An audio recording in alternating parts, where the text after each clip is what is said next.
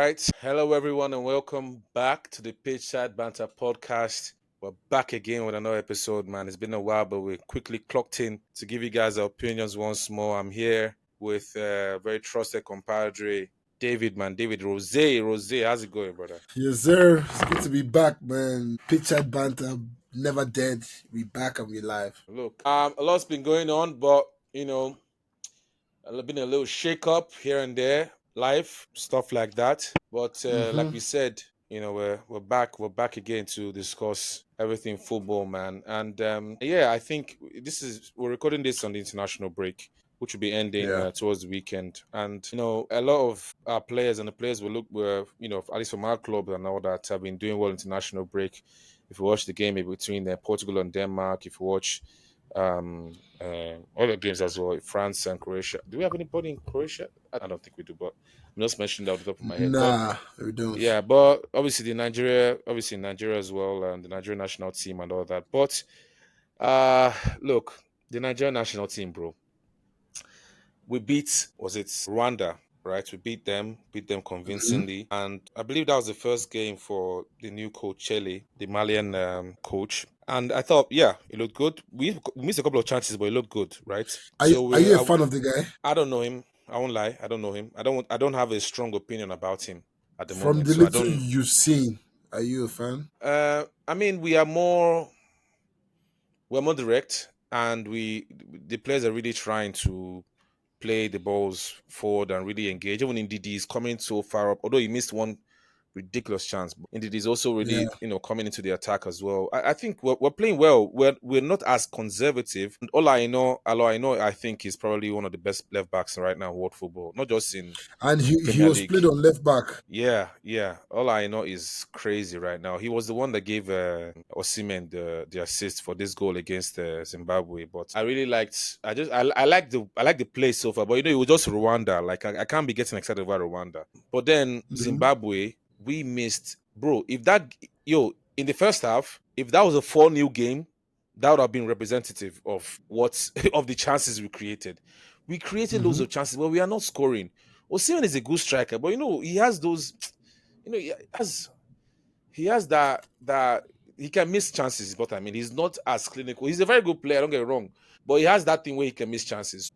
Bro, we miss so many chances, man, and to lose our heads and to draw that game against Zimbabwe, that was calamitous. That just, oh my God, man. If Yeah. Nigeria does not go after coming second in AFCON, if Nigeria does not go to the World Cup, even now when there are more teams that are supposed to be, like they've allowed more teams to participate now. If after that we're not in the World Cup in which is going to be held in 2026 in US, Canada, and is it US, Canada, Mexico? Yeah, North America and a little bit of South, yeah. yeah, that is going to be a very big slap in the face, a big disgrace to the federation, to Nigerian fans all over the world, man. I don't know what you think, man, but I was quite disappointed because, yo, bro, I won't lie, yeah, I was gonna play ball on Tuesday because the game was held on Tuesday. For our listeners, I play ball on Tuesdays, right? So 5-a-side footy and all that. Mm-hmm. So I'm following up with the match and everything, and like we score in the 74th minute. So I'm like, cool, I can, yeah, game is done, like So I go back and start preparing to play the game. And while I'm playing, I actually left the game. Like I was like, oh yeah, 1-0. Like we've been missing chances, but okay, 1-0. All right, all right, all right. Mm-hmm. Yo, before I even don't go play ball, make I even put my football boot on it. Don't say Zimbabwe don't score 90 plus waiting. I was so pissed, bro. So pissed. I don't know, man. I don't know. What did you think, man? I don't know if you. Yeah, so I follow the games. Well, the thing is, football is a cruel sport, man. Let me just start with that, right? Sometimes it doesn't make sense. When things are meant to go your way, they don't. When things are not meant to go your way, they just might, and you might win a trophy. So the United team, I say United, the Nigerian team, I feel like missed chances are a part of the game. The team is still coming to its own under this new Malian coach. I think they did okay. The problem with our World Cup qualifiers is not about this international break.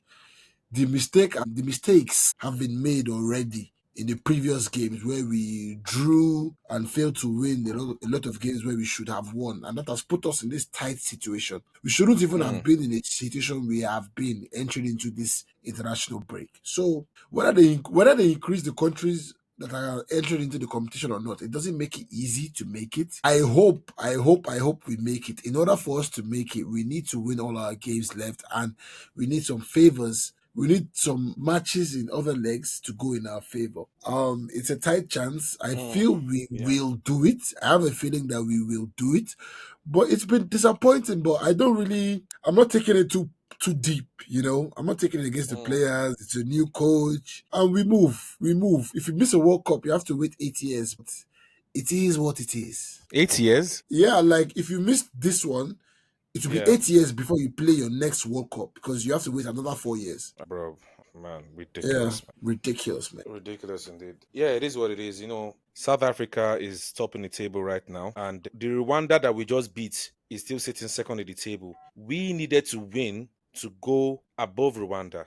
That was one of the things that really annoyed me. So what we basically have now is a situation where Rwanda is sitting second in Group C, Benin is third in Group C as well, and by us drawing this game, we let a lot of things kind of just and now, and you know what's funny, we're going to play South Africa next.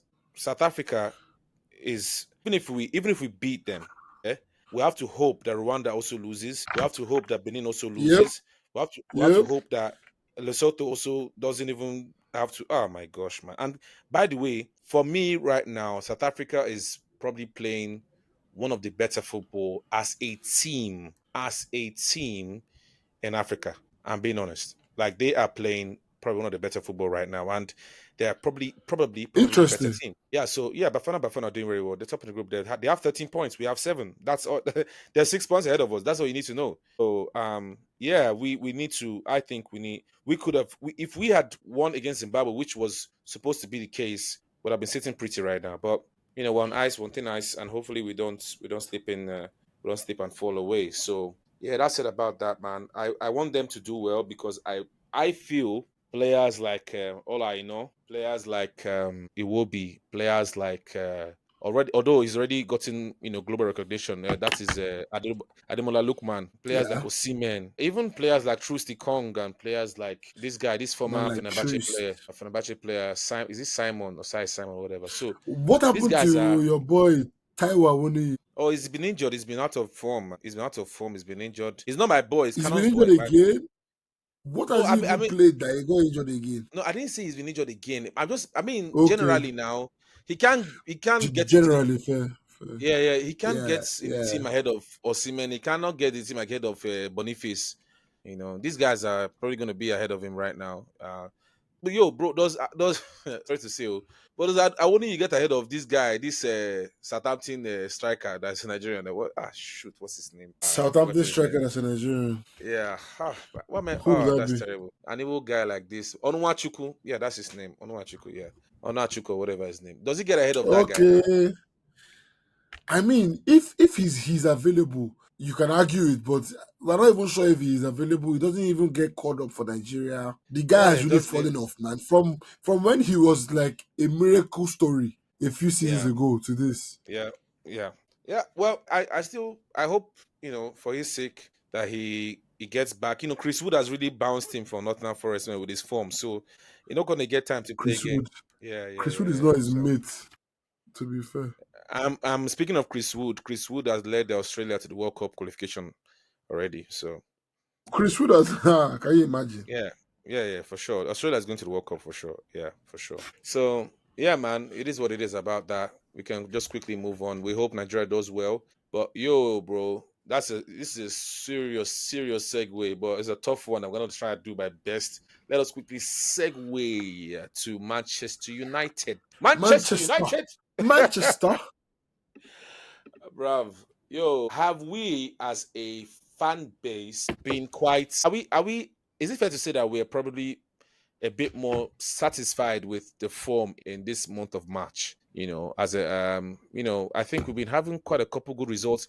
People are beginning to say the same people that were saying before that Amorim should change his system and tweak this and tweak that. I mean, he hasn't tweaked much. He's pretty much stuck with what he's been trying to do. Is it fair to say that the players are beginning to get it? Is it fair to say that Bruno Fernandes is beginning to dictate whether we lose or win games? Is it fair to say that Amorim's Amorim ball is in full effect? What do you think, man? Because before you even answer that question, we can recap some of the the games, whether it be the game against Real Sociedad where we beat them convincingly at Old Trafford 4-1, Bruno scoring again, of course. We had guys like Erasmus doing bits as well. Garnacho and Rasha and Rasmus have now scored. They scored against Leicester 3-0, the 3-0 win against Leicester recently. The last game before the international break commenced, we drew against Arsenal, and I thought we could have easily won that game. David, if you remember, we were peppering them in the second half. It wasn't for end to end, it was their end. We were peppering them. They were lucky to get that goal from although it was well a goal, but based on in terms of the run of play, it was against the run of play, right? We were definitely dominating them and dominating the game. Casemiro looked class. Casemiro has been looking class recently, right? And once again, Bruno is scoring, and he's a maestro, isn't he? He scores the free kick against Raya. He scores against Real Sociedad. He's just been scoring left, right, and center. And now that guys like Rasmus are getting their mojo back, Rasmus not only scores for us. First of all, Rasmus assists against Real Sociedad.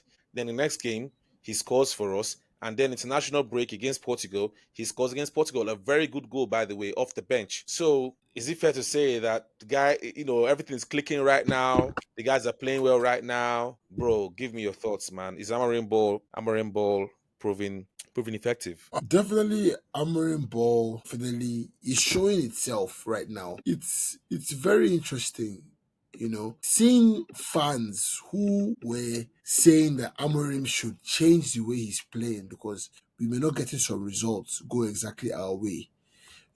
And then when you see that, and then you juxtapose to fans who were complaining that Eric Ten Hag should stop changing the way he's playing to fit the players or to fit whatever, and to play to the best of the players he has. And they eventually kept on complaining that he actually he changed too much. Now we have Amorim who has a system. It's clear to all of us. We can see what he wants to do. It's clear, and they are still complaining that he should change it to suit the players. So what can we see from that, from this scenario? What we can Mm, see, and the only constant is that you cannot win. You cannot win with the fans. Fans are fickle. mm, Fans will always complain. As a mm, manager, you were hired for a reason. Come and do what you believe. If you fail, you fail. If you mm. succeed, you succeed. And it's as Yeah. simple as that. Right? So Amorim, whether he changed, whether he stuck to his guns. I just want him to manage Mm, the way he believes is right. If he ends up failing, he fails. If he sticks to his guts, I will respect him more as a man. mm, All right. But if he doesn't, if he changes and he succeeds, I really don't mind. I'm taking it case by case, step by step. All right. And that's how I'm taking it. mm.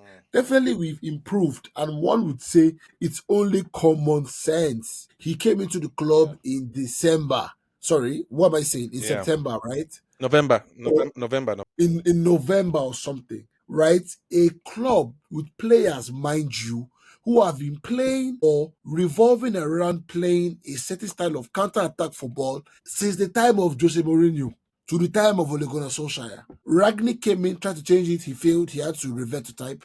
To the Mm, time of ETH. So these players have not played any other type of football for the longest time. We recruited most of them while playing that style. Now a manager has come in mid-season and he has changed it.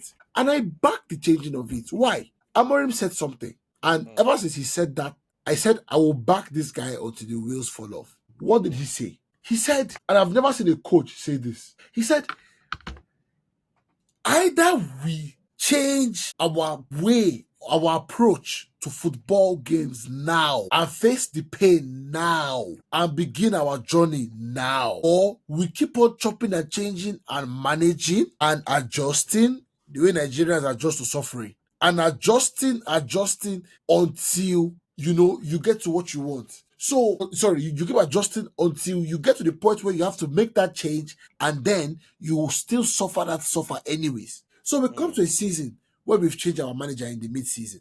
And Yeah. why should we not be willing to Yeah. go through that change now, that pain now. So everybody that said, "Oh, you know what, change back," those guys felt a little bit of the suffering Amory mentioned, and they chickened out, they pussied out. Yes, that's it. They were like, "Nah, I can't take this." When the actual truth is that this is the time, nigga. What do we have to lose this year? Tell me, what do we have to lose? There's no reason why we shouldn't be ready to take on this journey to begin a new identity. Would you rather delay and okay, we would adjust and then manage, still continue counter attacking, maybe with a trophy, maybe enter top six, and then try to change our style to what we want next season and still undergo the suffering period, which is inevitable. So what's the point? So I actually don't have too much respect for most fans who said Amorim should change. It shows Mm, that people just complain no matter what. A manager doesn't change, you complain. A manager changes, you complain. The truth is that you guys just want to win all the time, and if it doesn't go your way, you complain. But it doesn't work like that. If you want to win sustainably, you have to undergo a journey the right way. That's the only way it can work. So I'm happy that he stuck to his guns. The club stuck with him. Some players stuck with him, and now we are seeing the dividends of that. It's very simple. It's really not rocket science. So I'm happy. Yes. yeah, yeah. I think it's but do you like you haven't really commented on the fact that do you think like the players have been On the you what? know I say I don't think you really commented on the fact that the players. What do you think the players are now getting it? Do you think that the ball like I is answered yes, yes. That whole thing is my yeah answer. Yes, we are doing yeah better now, and I'm happy with yeah that. And we are doing yeah better because he stuck to his guns and he continued yeah playing, even when we were losing, even when we were not mm, winning, even when it looked mm, ugly and shite. We came up with the same mm, formation the next yeah game, and the next game. So us getting better was inevitable. It was mm, inevitable. So I'm yeah not surprised, and I expected. In fact, I believe between now and the end of the season, you would even see more. Talk less of when we recruit for this manager mm, and more mm, players who are already here are comfortable, and we bring in players who are already accustomed to such a system. It's ooh gonna be insane, So that's why yeah patience is key. Football is in yes cycles. Football yeah is in cycles. Fans need to understand this in order to yeah have peace. Football is in mm, cycles. Before Liverpool went on a barren streak of almost 30 years, they were the dominant club in England mm, in the 70s. Liverpool were the dominant mm, club in England. Man United came in the late 80s. We dominated the 90s, the 2000, and a little bit in the early 2010s before Chelsea and Man City came into it. So yeah football is in cycles, right? mm, And if you mm, want to get back to the cycle where we are winning back to back, yeah, mm, mm, from the rubbish we have been, we have to mm, begin a journey that is not going to be rosy.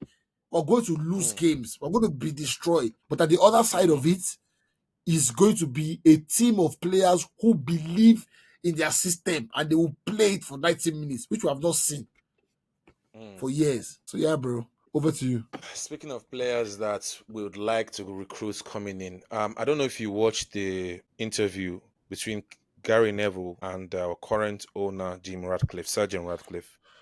Oh, wonderful interview. Yeah. So I wanted to quickly touch on it because, Sure. first of all, I felt he obviously is a businessman and he was going to say some things as thinking as a businessman, not as, the regular bloke out there who doesn't manage a business. Managing a business, I can say from personal experience, is sometimes a lonely affair because, you're looking at sustaining the venture and people that are, are going to benefit from you looking at their own side of things. Maybe the employees are looking at their own side of things. The fans are looking at, oh, you shouldn't be increasing the price, the ticket prices, and or what have you. But I'm looking at it like I'm trying to envision what I think he is trying to say, and I thought he came across Okay. really well in the interview. First of all, he's very clear on the fact that if we hadn't taken some of these drastic, harsh measures, that Man United would have run out of money in November. Is it this year or last year? I don't remember now. But the Man United will run out of money very, very soon, like in the very imminent future. And he's very clear on the fact that, and I like when he backs Amorim to the end. He even makes a joke about, Amorim sometimes tells him to, F off and whatnot. Like there's a honest, based on how he describes it anyway, there's an honest relationship that the both of them have.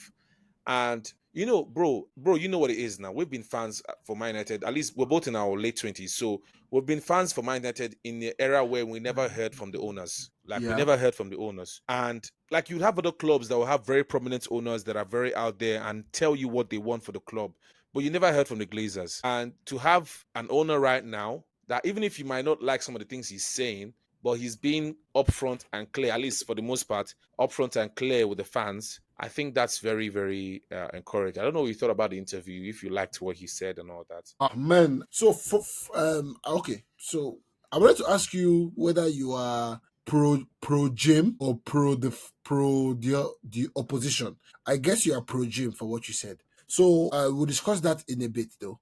But as to the question of whether or not how did I like the interview or whether or not I like the interview, well, Yeah, yeah. What do you think I about it? Yeah. I have a lot of respect for Sir Jim. Did I want Ineos originally? No. I wanted Qatar. When Ineos came in, did I leave an open mind? Yes. Was I impressed with the way they started operating? Yes. To even the point where I believe that if we had gotten the Qataris, probably they might not have done things the same way Ineos did things. With the structure, you know, and everything being put in place. But however, in terms of raw, solid cash, Mm, they don't have as much as the Qataris. However, things happen, right? So as for that interview, so I've been impressed with them. Obviously, they've made some mistakes, Ashworth and Co. But tell me an owner who doesn't make mistakes. Even Abramovich, arguably the GOAT yeah, of owners, has made his own yeah, mistakes. All yeah, right. So these things yeah. happen. Now, with regard to the interview, I really love the fact that, as you said, most people do not get to hear from their owners, get to hear them talk directly, answering questions. My United fans have not gotten that in the past, God knows how many years. More than We have 25 not gotten years that easily. more than 20 years. In fact, even before the Glazers came in, people don't know this. Man United were not getting two owners, McManus and another guy like that. Even they were not really talking to the fans directly and all that, you know. So this is something that is very welcome, and he's a very articulate guy, you know. I love the way things are being explained. I love how blunt things are being put. You know, if I have a concern about Ineos, is maybe the increasing the tickets for the fans, but it's necessary, right? But you can argue that is it necessary? Are the fans the ones who took debts with the club in order to get it, right? So these are questions that can be asked. However, the interview itself was very enlightening. It was very opening. It was very endearing. You know, some people would Mm, hate it. Some people will mm, find it hypocritical. Some mm. people, may have their issue with it, but I, for one, I liked it and I hope for more. Let's carry the fans along. That would improve the relationship between ownership and fans. Speaking of relationship, this segue now, wow. But speaking of relationship between, fans and what have you, Newcastle fans. I know we don't have a lot of those in Nigeria, probably, but I don't know. But Newcastle fans were having the time of their lives after winning the game against Liverpool, the Carabao Cup final. Liverpool having a week from hell, right? Out of the Champions League, losing the Carabao Cup final. Meanwhile, they had actually the current holders of the Carabao Cup, right? So losing that one as well, and just Salah being absent in all of those all of those games, bro. I actually, I listened to this podcast between Alan Shearer, Michael Richards, and Gary Lineker. The rest is football, and seeing the clips of Alan Shearer just being happy. Alan Shearer played for Newcastle, for Yeah, so many years and so many opportunities to get trophy for them. He couldn't. One of the probably the best I, goal scorer. I would love to watch that podcast link. Send me that later, please. Go on. Yeah. So yeah, they really discuss a lot about football, and Alan Shearer, of course, they haven't Newcastle hasn't won a trophy, domestic 70 or years, mate. otherwise, for 70 years. Like even Eddie Alan Howe is Shearer's a dad, legend. Eddie Howe was a legend, bro. It's so crazy to even think that a club so big hasn't won a trophy for so long. We troll Tottenham all the time And and say Arsenal. Spursy and all that and Arsenal, but Yo, you could be trolling Newcastle. If you wanted to troll Newcastle, you'd come trolling Newcastle for the last 70 years. They, You can't really troll them because they're not a big six like the rest or big seven. yeah, but You know. but the support they have is crazy. Unlike the Liverpool owner, Liverpool is a town that has two big clubs in the town, right? Manchester, two big clubs in town.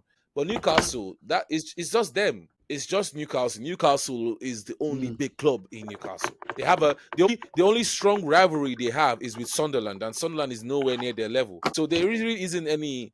They are the team, right? So they Mm-hmm. are a big club, a massive club. They've gone through so much. They've gotten Saudi money, but it isn't really Saudi money that took them to where they are right now. It is perseverance because they were, bro. You forget, Eric Ten Hag first trophy was beating Newcastle in the Carabao Cup final as well. So they have been in the Carabao Cup for the last 2 3 years trying to win something. All right, so And them I'm happy beating United beat them. and I'm happy. Yeah, exactly. Yeah, I think I just want to shout them out because very proud of how they did against that game. Big Dan Burn, so scoring a Big header. Dan. Big Dan Burn, man. And after doing that, a guy that's from Newcastle, by the way, from Blythe or Blythe, I don't know how to pronounce it. But then going also now being called up to the English national team or England national team, that's a week from heaven, right? So yeah, Mm-hmm. I think kudos to Newcastle. Great, great, great achievement. Coming late from us, but yeah, great achievement nonetheless. We can shout them out. Nothing wrong with that, bro. The big Do story you want of the to week. give your thoughts on Liverpool? Yeah, yeah, Liverpool. Where do we even start with Liverpool, bro? They Disappointed. were very lucky. They were very lucky not to have lost at Paris Saint-Germain at the Parc des Princes. Where they won 1-0. I don't know. They could have easily lost that game enough for Allison, right? So and then they come over to Anfield and they had the confidence. They said to themselves, "We shall not lose, right? We will not lose at Anfield." But bro, Salah anonymous, Luis Diaz anonymous, Gakpo anonymous, all of that, and they just look like they've run out of gas a little bit, haven't they? It looks like, I'm Mm-hmm. not saying it is, but it looks like it. And I think this international break is probably a very good thing for them because it's giving them a breather. It's giving them some time to reassess, bro. Because Yeah, it they came have in a a very comfortable good lead. time. Yeah, they have a comfortable lead right now at the league. But bro, I know Arsenal has to win all their games, but if Liverpool start to lose games, Liverpool doesn't have an easy run in right now after the international break, by the way. If Liverpool start to lose games, if they lose 1 and 2 and Arsenal was winning two, bro, it's gonna be looking peak. And bro, bro, if it Would is you be even happy if possible, Arsenal win? I prefer Arsenal, bro. I've been saying it all the time. Like I Wow. prefer Arsenal to win. Wow. I know because as a Man United fan, I do not want Liverpool equaling our total Premier League title wins. I don't want them to get it because It if doesn't they do matter, that bro. now, it matters to me. I don't know. It matters to me. I'd rather they I'll don't I'll catch up I'll to us that way. I'll tell you why it doesn't matter. All right, go ahead. Liverpool, they only have one English Premier League title. If they win this, that'll make it the second. Most of what they have, most of them who would be arguing with you were not even born. English division in the Yeah, 70s. That's most of what they have. yeah. So if Liverpool fans come and tell you, hey, we have this and that, nigga, most of it, and they call us the glory hunters. So they call Man United the glory hunters, but actually they are Bro. glory hunters because if they are counting Premier League titles, they are nothing but glory hunting because they were not even fetuses when Yeah, those English divisions. Man like this guy who hates Paul Pogba, that pundit. Graham Souness. Man like Graham Souness and Co were the ones winning all those English divisions, man.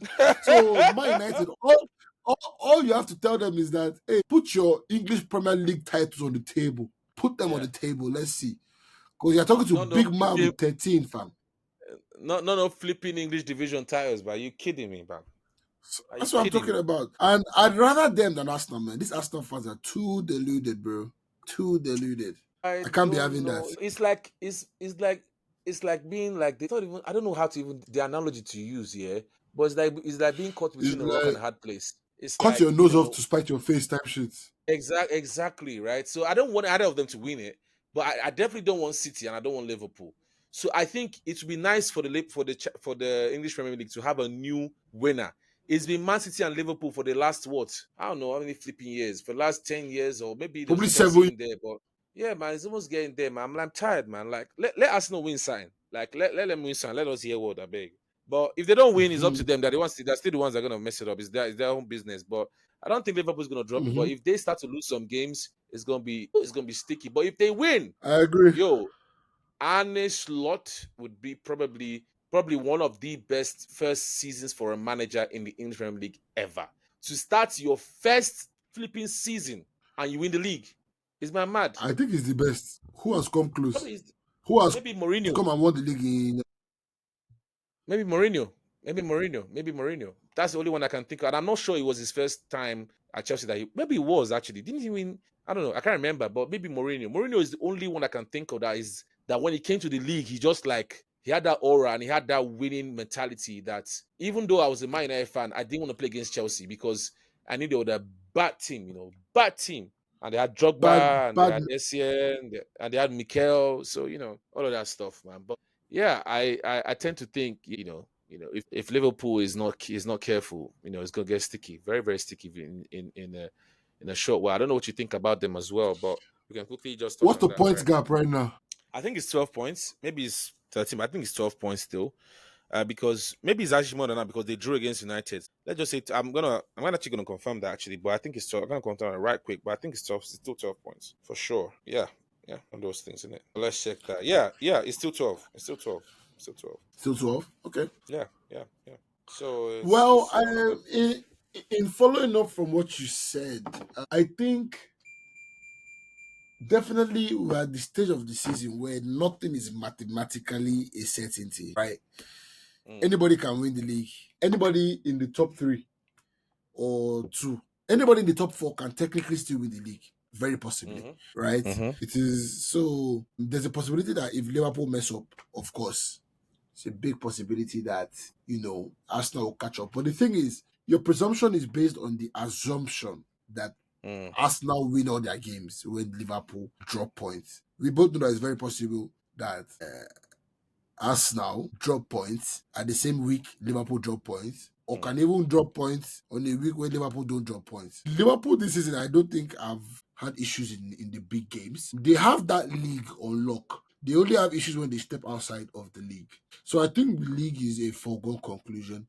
I don't see them losing enough games. 12 points. They need to lose 4 games while Arsenal win all for them to be on the equal points. I do not see that happening. They have a tough run of games, but they are going to win most of them, or at least not lose. Watch Arsenal, right?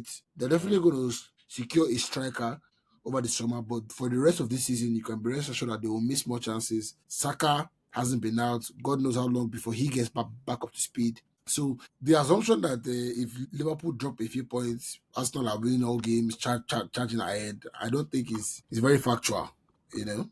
So let's mm. see how it goes. Let's see how it goes. But definitely, I would prefer Liverpool, and that's because of the Arsenal fans. Yes, Arsenal fans, Yeah. listen to me. You are the reason why. You lot are the reason why we want Liverpool, our deadliest rival on earth, to win the uh, title uh, above you. oh, boy. Oh, wow. Oh, wow. I guess you have some Arsenal friends that you do not want to see happy. Absolutely, mate. Absolutely. Bro, that was some bad belly, man. One of them teams. Uh, Bro. But yo, speaking of Liverpool, man, Trent Alexander Arnold, reports have come out, also supported by Fabrizio Romano and even David Austin, Sky Sports. Everyone is putting the story out there that it appears that Trent is probably, possibly, definitely going to go to Real Madrid as a free agent at the end of the season. He's currently injured, but besides the point, bro. I know this has divided opinion amongst Liverpool fans. We're not Liverpool fans, but perhaps we could offer our opinion on this matter. Is it? Should he? Should is this? Should like why Liverpool fans pissed off, man? Why are they pissed off? Should they be pissed off? I mean, two things can be true. Mm, Has Trent done been a good servant to Liverpool? Yes. of course. Does he have the right to leave? Yes. Yes. Do the fans have a right to be angry? Yes. Sure. Whether or not the fans have a right to be angry, will they be angry slash salty? Absolutely yes. So the game is the game, man. He's not the first to do this. He won't be the last. So he should just move on. Just move on. Everybody will move on. They are very happy with Conor Bradley. I hope they're not just forcing themselves to enjoy him, Sha. They have Conor. They should be fine. Who Liverpool fans should be angry with, actually, FSG. is aha. The owners. The owners let it enter this mess. And if they don't fucking focus their act, they'll enter this mess again. Because Salah, Van Dijk, and someone else are out of contract. Out of contract. So what are you guys going to do? Have you learned from the Trent situation? Or I mean, they clearly haven't learned because Salah and Van Dijk have already run down. I think they are both on less than a year left each. So but I think I hear they are close to signing Salah, and one can argue that was it even their choice because he's having a Ballon d'Or-esque season. So only a fool would not want to sign him. These are the discussions that have to be had. You know what I think here? Let's look at it from this lens. Liverpool Sure. fans know that Trent Alexander Arnold is quite young. He's still 26. And when you talk about the context of being a good servant of the club, they don't mind him leaving. I think where it's coming from is that they're saying, okay, look, you're still young. If you're going to have to leave, you could have gotten the club quite a bit of money, right? And then leave. But you and I Yeah, know but that the way, how? yeah, you and I know that the way Real Madrid have been moving nowadays, Real Madrid is actually a badass team, man. Florentino Perez is doing a madness because what he does now, he uses the allure of the club, right? And then he says, okay, cool. You can come to my team, to the best team in the world, and you have to come for free. They did that with Mbappe. Mbappe went ahead and signed another contract, but he still left anyway, right? So, like, now doing the same thing with Trent. Although Real Madrid can also pay big money, right? They can pay like they paid for Bellingham. Nobody even remembers how much Bellingham went for again. They Everyone can forgets that pay, but Bellingham. why pay if you don't have to? I don't blame them. I know, but I'm just saying it's like, Liverpool fans don't care about the career moving forward of the player that is Trent Alexander Arnold. Because why I say so is because if Trent Alexander Arnold began to play crap from next season, best believe they will slander him, they will badmouth him, Yeah, and they will throw him away. And then yeah. the Madrid opportunity is not going to be there anymore. So I think I see a young man that is trying to reach for the stars, that's trying to, and he's still young enough, that's Hmm. trying to achieve greatness. And he Yeah. sees himself in a very big and good opportunity to be able to do so. And I think it's different for the likes of Van Dijk and Masala because they're in their 30s. Madrid might not really coming to those kind of players, right now, to be honest with you.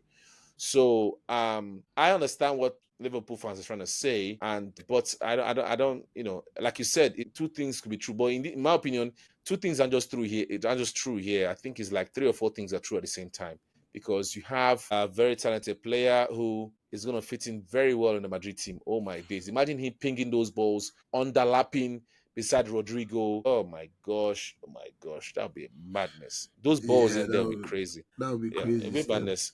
Very crazy. Yeah. Whatever happens, I think he's going anyway. I think the stories are too like the stories are coming out are too accurate to be misleading. So I just think yeah, he's probably gonna be going, and yeah, that's it, man. Good luck to him. Let's see how it goes, man. Yeah, yeah. Boy, what we're discussing about him? The whole stuff about the clause. Yeah. Yeah, the clause and the fact that Chelsea themselves don't even want him. So I think the club came out with a statement saying that they still very much in plans to be signed permanently. See, You know, that's how it starts. yeah, that's how it starts, right? But The guy uh, told his agent to fetch him a move to Dortmund now, so it means he even knows in Chelsea that they don't even give a fuck about him again. But you know what's so funny? Yeah, I think What? he would have done really well in the Amorim system, in my opinion. He would have done very well because I he's agree. an inverted 10.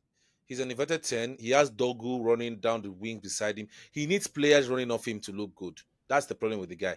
So not the problem, but that's the thing with him. That's the in my opinion anyway. So do you know that since December, since Boxing Day up until March, this guy only had one goal, one shot on target. Wow, One shot on target. Even more so, when was the last time he scored a goal? It's 20 games, nothing. Like he's so it's for terrible. even though he can fit in a system or in this system, What about his mental state? What about those times when he's gonna be, going through his stuff, and he can be just kind of withdrawn and all that stuff? Like, man, I don't know, man. He's still young. He can still ball out in some league somewhere. But if Dortmund wanted him, they should have paid for him. So it is what it is, man. I don't think Sancho is that Sancho story is a real story until we see movements in the summer market. Because if you see the guys Chelsea are signing, all these young guys from all these countries all around the world, they are signing some bad wingers, bad man them. So I wouldn't even, if I were him, I wouldn't just be sitting out there thinking because Chelsea will sign me. But if he chop bench next season, it Guy, go the shock guy, you. the guy is not even ready for And so what. Maresca, For what?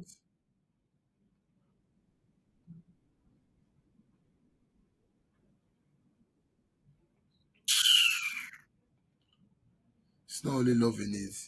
He needs Kane. It's just an embarrassing situation because blame a bro. club. You say that club is the problem, and Yeah. then you go to another club, and after a few months, even they want to rid of you. That's just insane. That's insane, isn't it? That's insane. It is what it is, Mike. It is what it is. So nice one, my brother. Yeah, nice one. Yeah. One, two, three. All right, guys. So it's been your boys on the Pitchside Banter podcast. It's good to be back, and we promise to stay frequently in your ears. It's been a good one. Farewell from your boy Rose and my guy. Harrison. Yeah, and we see you guys next time on the next episode. Cheer in a bit. Catch you in Peace. a bit, man. Don't forget to like, share, and subscribe to the Picture About podcast on Yes, sir. YouTube, That's another one. Yeah. Spotify, Amazon, all of that stuff. Wherever you listen to podcasts, man, click that TikTok as ish. well. You get it. TikTok as well. Oh, I forgot about that stuff, man. Yeah. Let us make sure you spin around, man. We're here. Spin that Let's still. go. Yes, I'm sir. telling you. Catch you guys in a few days. Next episode.